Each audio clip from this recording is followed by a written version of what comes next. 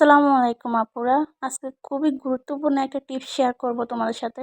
ইদানিং অনলাইনে একটা জিনিস ভাইরাল, সেটা হচ্ছে এই যে আস্তরের কাপড়টা হাতাগুলো আমরা সেলাই করি আস্তরে, যেটা আমরা আস্তর দিয়ে থাকি ডাবল পার্টার আর কি। এগুলো কি করে যে প্রথমে যেটা ভিতরে থাকে আস্তর সেটা একসাথে উপরে রেখে সেলাই করে। তা আমার কথা হচ্ছে এভাবে করা যায়। যদি আপনার বডিটা যদি ছোট মানে টাইট হয় বা বড় হয়, তখন আপনি লুজ করতে হলে কিন্তু মহড়া পুরোটা খুলতে হবে এবং কি হাতাটাও পুরোটা খুলতে হবে। আমি মনে করি এটা কিন্তু কিছু কিছু ক্ষেত্রে দেওয়া যাবে যদি আপনি না খুলেন। আর আমি মনে করি এভাবেই সেলাই করলে ভালো, যেটা আমি এখন বর্তমানে সেলাই করতেছি। আস্তরের যেটা নিচে থাকবে সেটা সেটা সোজা পাট থাকবে এবং উপরের পাটটাও যেটা মেন পার্ট সেটা সোজা থাকবে। এভাবে করে পিন সেট আপ করে সেলাই করে নেবেন।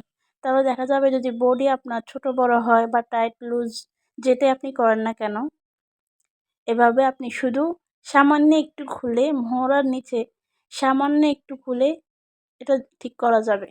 আর যদি ওইভাবে সেলাই করেন তাহলে পুরাটাই খুলতে হবে। আমার কাছে এটাই মনে হয় সহজ। এখন আপনারা অবশ্যই বলবেন আপনারা কীভাবে সেলাই করেন, আর আমার টিপসটা কেমন লাগছে অবশ্যই কিন্তু কমেন্ট করতে পারেন।